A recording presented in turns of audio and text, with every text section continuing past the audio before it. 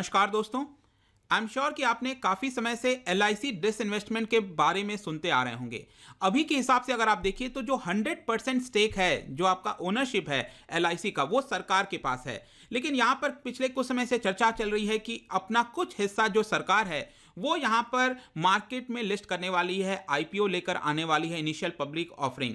लेकिन पहले क्या था कि ऐसा बताया जा रहा था कि 5 से 10% हिस्सा जो है वो सरकार यहाँ पर बेचेगी। लेकिन फिर इसको यहाँ पर चर्चा होने लगी कि 15% बेचेगी। लेकिन अब यहाँ पर सामने न्यूज आ रही है कि 25% जो हिस्सा है वो सरकार अपना एलआईसी में से पब्लिक को बेच देगी। मतलब कि आईपीओ जब लॉन्च होगा तो यहाँ पर 25% तक जो हिस्सा है वो आपका बेचा जा सकता है। तो इसके बारे में हम जानेंगे, इसका इंपैक्ट क्या आएगा, यहां पर इसका महत्व क्या है, और कुछ अमेंडमेंट की बात कही जा रही है एलआईसी एक्ट के अंदर। इन सब के बारे में भी देखेंगे। चलिए आगे बढ़ते हैं। मैं हूं अंकित अग्रवाल और अपडेट के लिए आप मुझे फॉलो कर सकते हैं इंस्टाग्राम, फेसबुक और ट्विटर पर। मेरे लेक्चर की हर पीडीएफ आपको फेसबुक पर तो मिलेगी ही, प्लस साथ में आप मेरा टेलीग्राम चैनल ज्वाइन कर सकते हैं by searching Ankit Agarwal official. और अगर आप यूपीएससी की तैयारी कर रहे हैं तो आपके लिए सुनहरा मौका है। स्टडी आईक्यू है आपके लिए स्मार्ट कोर्सेज, जिसके थ्रू आप अपनी प्रिपरेशन और भी ज्यादा अच्छे तरीके से कर सकते हैं।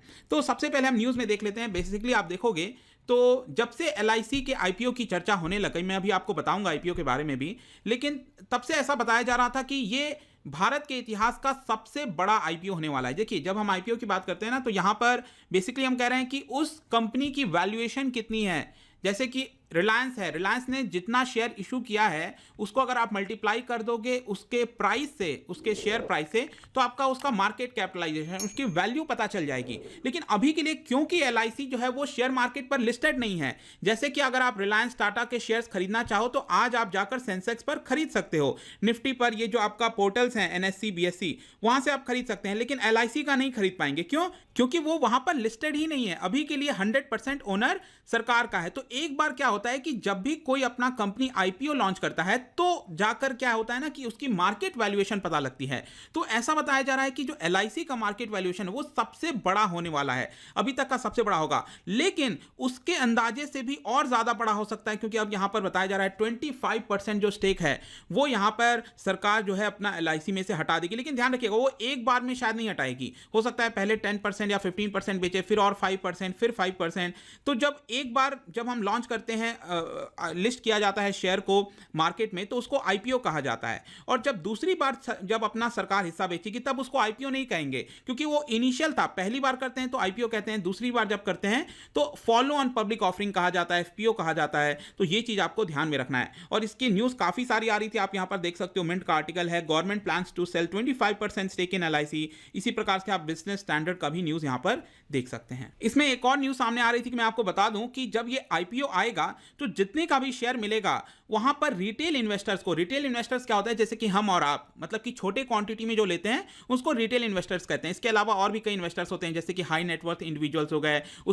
इसके अलावा क्या होता है, इंस्टीट्यूशंस होते हैं, जैसे कि आपका म्यूचुअल फंड हो गया, इंश्योरेंस कंपनीज हो गई। ये लोग भी यहां पर आईपीओ में अपना पैसा लगाते हैं। तो इनके अलावा जो छोटे निवेशक होते हैं उनको हम रिटेल इन्वेस्टर्स कहते हैं। तो यहां पर क्या होता है कि कई बार कंपनीज उनको ज्यादा इंसेंटिवाइज करती है, ऑफर करती है। अगर मैं कहता हूं कि यहां पर शेयर का दाम सरकार ने रखा है 1000 रुपए, ठीक है, तो रिटेल इन्वेस्टर्स को, मेरे को और आपको, वो मिल जाएगा 950 में। अगर वो 5% का डिस्काउंट दे रहे हैं, 10% का डिस्काउंट दे रहे हैं, तो ये 900 रुपए में मिल जाएगा। तो इस तरह से ये सारी चीजें वर्क करती हैं। और इसके अलावा जैसा मैं आपको आईपीओ के बारे में बता रहा था कि जब भी कोई आईपीओ आता है, इसका सिंपल अर्थ है कि जो कंपनी है वो एक तरह से पब्लिक के पास जा रही है अपना शेयर बेचने। तो ये कैसे किया जाएगा? एक मीडियम के थ्रू किया जाएगा। तो इसी को स्टॉक मार्केट कहा जाता है, इसके थ्रू होता है आपका। It is when the company decides to be listed on the stock exchange. अभी के लिए आईपीओ जो एलआईसी है वो आपका लिस्टेड नहीं है। अब ये काफी हेल्प करता है किसी भी कंपनी के लिए, क्योंकि यहां पर कंपनी क्या है, कोई बैंक से उधार नहीं ले रही है, वो डेट नहीं ले रही है, बेसिकली अपना जो हिस्सा है वो यहां पर पब्लिक को बेच रही है।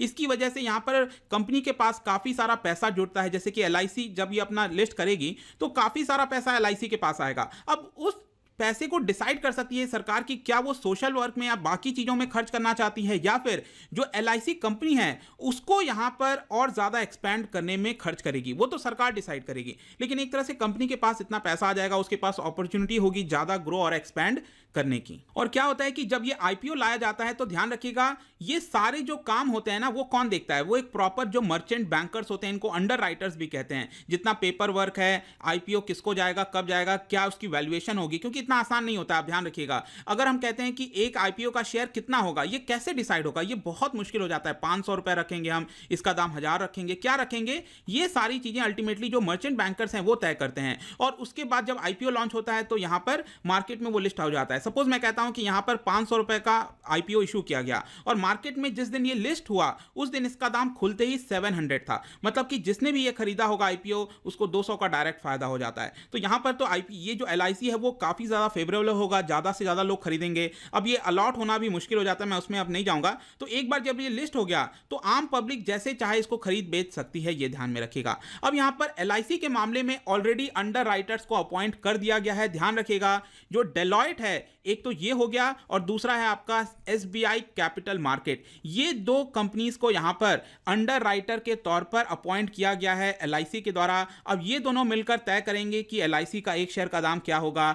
इसको जो पूरी प्रोसेस है आईपीओ लिस्टिंग की, वो सारी चीजें इन्हीं के द्वारा देखी जाएंगी। यहां पर आपके मन में एक और सवाल आ सकता है कि ये कब लॉन्च होने वाला है। देखिए, अभी तक फाइनल डेट नहीं डिसाइड हुआ है, लेकिन ऐसा बताया जा रहा है कि जब ये मार्केट कंडीशन फेवरेबल हो जाएगा, जब सरकार को लगेगा कि यहां पर ज्यादा से ज्यादा हम पैसा कलेक्ट कर सकते हैं बाजार से, उस समय शायद ये लॉन्च कर दिया जाएगा। और ऐसा माना जा रहा है कि इस फिजिकल ईयर के एंड तक ये लॉन्च कर दिया जाएगा। अब जैसा कि मैं आपसे बता रहा था कि एलआईसी अपने आप में एक बहुत बड़ी कंपनी है, तो अगर हम इसके साइज और पोजीशन की बात करें तो 2018-19 में इसका जो टोटल एसेट का वैल्यूएशन लगाया गया था, ये करीब बताया जा रहा था ऑल टाइम हाई पर 31 लाख करोड़। जस्ट इमेजिन, इतना तो हमारा पूरे साल का बजट नहीं था। जो आपका अभी 2020-21 का सरकार ने बजट निकाला था, वही करीब आपका 30 लाख करोड़ के आसपास था। तो उससे ज़्यादा तो इसके पास एसेट है, आप जस्ट सोच के देखिए। तो इसीलिए मैं कह रहा हूँ ये बहुत बड़ी कंपनी, जब ये लॉन्च होगा तो काफ़ी बड़ा आईपीओ होने वाला है। इसका प्रॉफिट की बात करें 2018-19 के हिसाब से आप देख सकते हो कि 23,621 करोड़ का।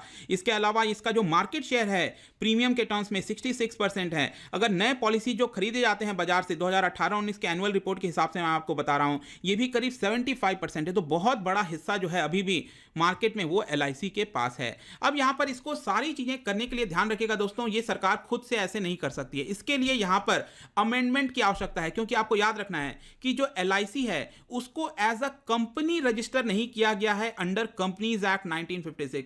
ये जो एलआईसी है बेसिकली ये आपका एज अ स्टैट्यूटरी बॉडी है, ये लॉ के थ्रू लाया गया था in the year 1956। LIC act 1956 पास किया गया था पार्लियामेंट के द्वारा, और ये अपने आप में एक स्टैट्यूटरी बॉडी है। इसके लिए यहां पर सरकार को क्या करना होगा, अमेंडमेंट करने होंगे इस पर्टिकुलर लॉ के अंदर, ताकि जो पूरा प्रोसेस है, जो ऑथराइज्ड कैपिटल है, इशूड कैपिटल है, इस तरह की जितनी भी चीजें होती हैं जिसकी वजह से हम आईपीओ लॉन्च कर सके, वो अमेंडमेंट करने की आवश्यकता है। और मैनेजमेंट और बोर्ड में भी जो रिस्ट्रक्चरिंग है वो आपका करना पड़ेगा आईपीओ लॉन्च करने के पहले। और यहां पर बताया जा रहा है कि टोटल 6 अमेंडमेंट सरकार ला सकती है इसके लिए। और अगर ये एक बार कैबिनेट के द्वारा जल्दी अप्रूव कर दिया गया तो जो अपकमिंग आपका पार्लियामेंट सेशन है, जो विंटर वाला आने वाला है, वहां पर आपका ये इजीली पास हो जाएगा। क्योंकि ऐसा बताया जा रहा है कि इसको एज अ मनी बिल लाने वाली है सरकार। तो जब भी मनी बिल लाएगी तो आपको पता ही है लोकसभा में मेजॉरिटी है, तो यहां पर काफी आसानी से जो है इसको पार्लियामेंट के थ्रू पास कर दिया जाएगा। अब बात आती है कि इसका बेनिफिट्स क्या होने वाला है, तो मैंने पहले भी इसके बारे में बताया, लेकिन ध्यान रखिएगा जब भी कोई कंपनी लिस्टेड होती है तो वो और ज्यादा ट्रांसपेरेंट बनती है। आज के डेट में हमें नहीं पता कि एलआईसी किधर क्या निवेश कर रही है, कितना कर रही है। काफी ज्यादा ओपेक सिस्टम में एक तरह से पूरा एनवायरनमेंट में काम कर रहा है पूरा एलआईसी। लेकिन एक बार ये लिस्ट हो गई तो यहां पर सेबी को कई सारी रिपोर्ट्स देनी होती हैं, काफी सारी चीजें पब्लिक के सामने रखनी पड़ती है, क्योंकि अब इसका जो ओनर है वो सिर्फ सरकार नहीं रहेगी, इसकी ओनर यहां पर अब पब्लिक भी बन जाएगी। तो जहां जहां भी निवेश होगा एलआईसी का, जिस भी प्रकार से होगा, वो सारी चीजें काफी ट्रांसपेरेंट होने लगेंगी आईपीओ लॉन्च होने के बाद।